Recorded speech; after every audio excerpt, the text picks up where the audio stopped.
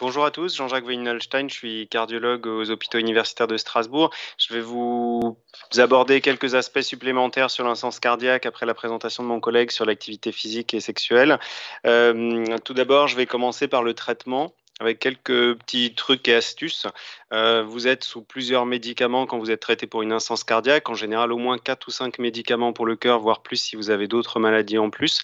Et il est important de prendre régulièrement les traitements et comme prescrit avec le schéma de prescription, tout comme il est important de faire l'activité physique recommandée et de respecter les mesures alimentaires qu'on vous propose.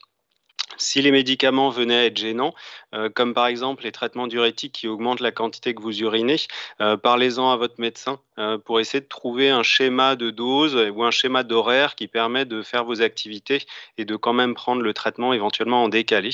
Évitez l'automédication parce que certains médicaments que vous pourriez acheter en vente libre en pharmacie ou avoir pour d'autres maladies peuvent interagir avec le traitement pour le cœur et éventuellement entraîner des décompensations de votre maladie cardiaque ou des problèmes rénaux.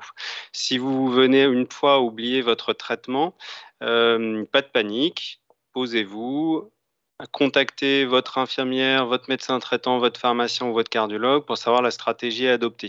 Le plus souvent, quand c'est un oubli dans les 3 ou 4 heures, vous pouvez prendre la prise des traitements, mais surtout ne prenez jamais 2 fois le traitement en prise double, par exemple, prendre le soir les médicaments du matin en plus.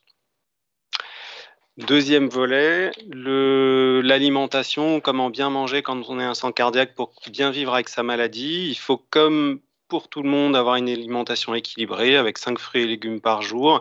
Par contre, l'alimentation devra être moins riche en sel pour la majorité des patients. La quantité de sel autorisée dépend de la gravité de la maladie et de la quantité de diurétiques qui sont nécessaires pour vous équilibrer. Au minimum, ce qu'on demandera aux patients, c'est de supprimer le sel de table, le sel pendant la cuisson et de diminuer fortement les aliments qui sont riches en sel, comme par exemple la charcuterie, le fromage, les sauces préparées, en particulier industrielles ou dans les restaurants, et tout ce qui est petits biscuits d'apéritif. Ça ne veut pas dire qu'on ne peut pas consommer du tout de fromage ou de charcuterie, mais en tout cas, il faut réduire de manière importante les quantités. Préférer les plats maison et préparer soi-même que tout ce qui est préparé ou restauration, parce que le sel est utilisé comme conservateur et du coup, souvent, c'est des aliments qui sont riches en sel.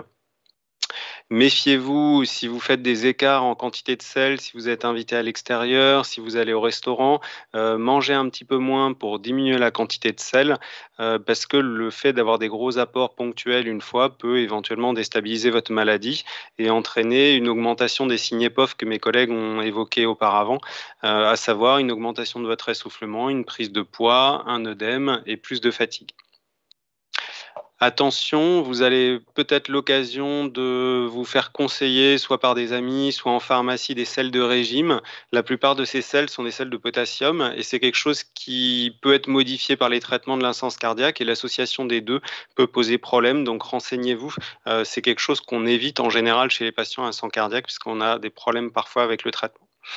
Concernant les boissons, quelle stratégie adopter? En général, on recommande une quantité de liquide aux alentours d'1,5 litre, 2 litres, en privilégiant plutôt l'eau, bien sûr, en évitant l'alcool parce que c'est directement toxique pour le cœur et éviter aussi les sodas parce que souvent, les gens qui sont malades du cœur sont diabétiques, sont en surpoids, et ça vous permettra de faciliter l'équilibre de vos maladies par ailleurs.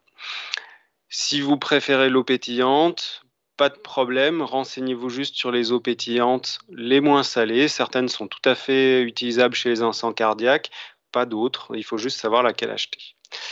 Concernant le risque éventuel d'infection, si vous rencontrez des gens malades, respectez les mesures barrières qu'on a connues pendant le Covid, distanciation sociale à peu près à 1 mètre.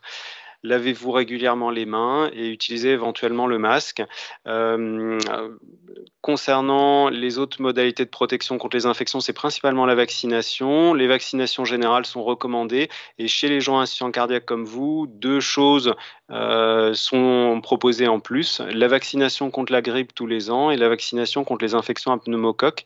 C'est 2 infections qui donnent des formes de pneumonie sévères et qui peuvent décompenser et déstabiliser votre insuffisance cardiaque et qu'on recommande du coup pour vous protéger mieux tous les hivers. Enfin, dernier petit volet, si vous souhaitez partir en voyage, qu'est-ce qu'il faudra préparer? comment envisager les choses. La première chose, c'est de vérifier avec votre médecin traitant et votre cardiologue si votre état de santé permet le voyage et en particulier si vous n'êtes pas en train de décompenser et qu'il faut rééquilibrer le traitement avant de partir. Deuxième chose, demandez à votre médecin traitant ou votre cardiologue de vous préparer un compte-rendu avec la synthèse de vos antécédents et des quelques résultats récents d'examen et une ordonnance avec les noms internationaux des médicaments. Ça facilitera le passage à la douane avec vos médicaments et ça facilitera, si jamais vous aviez besoin de consulter en urgence, le relais éventuel par une équipe locale si c'était à l'étranger. Concernant les médicaments, préparez une petite réserve de médicaments si c'est en voyage, en particulier en avion, avec une partie que vous gardez toujours sur vous et une deuxième partie que vous pouvez mettre dans votre bagage pour que si jamais il y a une perte de bagage, vous ayez toujours la sécurité d'avoir une partie de traitement qui vous permet de tenir quelques jours avec vous. Dernière chose, vous allez modifier très probablement pendant votre voyage votre alimentation et votre hydratation. Les conditions de température, éventuellement, il peut faire très chaud. Essayez au niveau de l'alimentation de ne pas trop décaler votre mode de vie et surtout l'attention que vous avez d'habitude au sel. Et au niveau de l'hydratation, s'il fait chaud, bien sûr, il faudra boire un petit peu plus pour éviter des problèmes de déshydratation.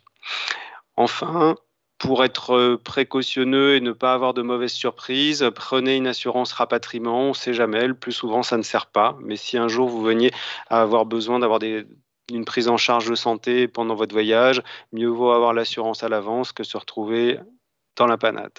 Voilà, je vais passer la parole à mes collègues. Merci Jean-Jacques. Donc, on a bien retenu que être insuffisant cardiaque est tout à fait compatible avec une vie normale sous réserve de quelques précautions et organisation. Et le message, c'est que il y a beaucoup d'intervenants qui peuvent vous aider et votre entourage à vivre tout à fait normalement en prenant quelques médicaments, en faisant de l'activité physique, mais c'est tout à fait possible.